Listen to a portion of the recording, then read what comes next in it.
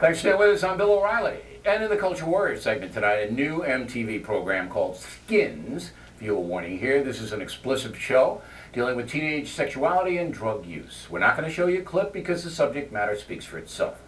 And now the program is even more controversial because charges of child pornography are in play.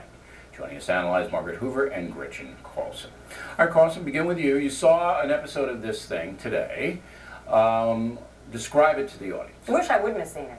Really? I mean, this... Is that bad? Yeah, maybe one element of a problem child would exist, you know, with a teen who's growing up, who's 15, 16, 17, like maybe they're dabbling in drugs. But in this show, this one group of teenagers is dabbling in drugs, sex, prostitution, masturbation. How many I mean, these are actors we're watching now. Yeah. And how many characters are there in the program? There are about six or seven central characters. Okay, 6 or 7 central characters, and they do all kinds of bad things, right? Drugs, prostitution, purchasing drugs, selling drugs, having sex with teachers. Now, do they glorify them? This is absolutely glorified. Yeah, TV glorified. I thought this. I would come to this with a little bit of mock outrage, and I was actually deeply disturbed by the fact that you were disturbed. I was.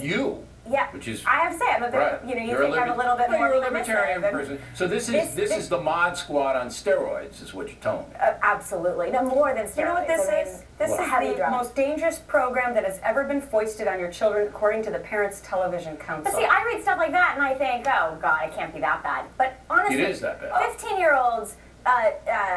Selling drugs. This was a very realistic depiction of 15-year-olds acting like I wouldn't want my 40-year-old friends acting. Okay, so they're doing criminal activity, they're doing promiscuity, and this is on at 10 o'clock at night, right? Yes. Yeah, okay, but so it's actually accessible. They can see it whenever. But MTV, 80% of MTV's viewers are 18, 19, and under. And you guys actually watch it on the net. We had to watch it. So anybody can access it on the net. Absolutely. So those boundaries, the time and all of that are irrelevant. You can okay. know it. Like, so now we have a Federal Communications Commission, but it does not regulate cable. It only regulates broadcast channels because cable you have to buy. Yes. So this comes under the heading of freedom of speech. The second thing is, this show was a big hit in England, and they imported it here in the United States. And toned it down, apparently. But one thing you can't get away from, even if you're in cable, is the Justice Department.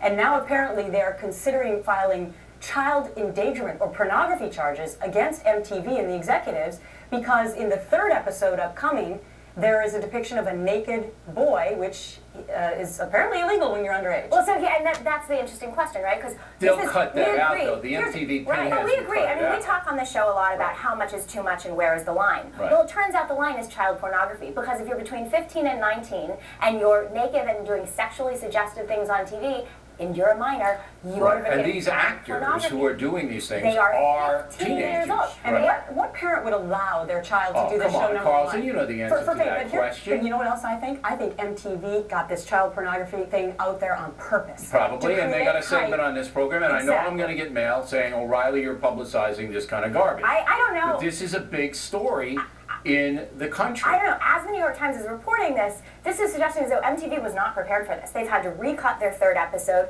There were very high-level executives. But let's put it this way. MTV doesn't care about anything of course they love the other than people watching MTV.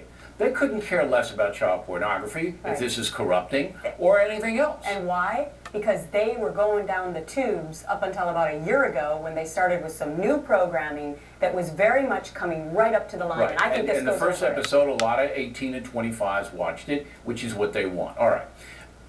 Now we have a real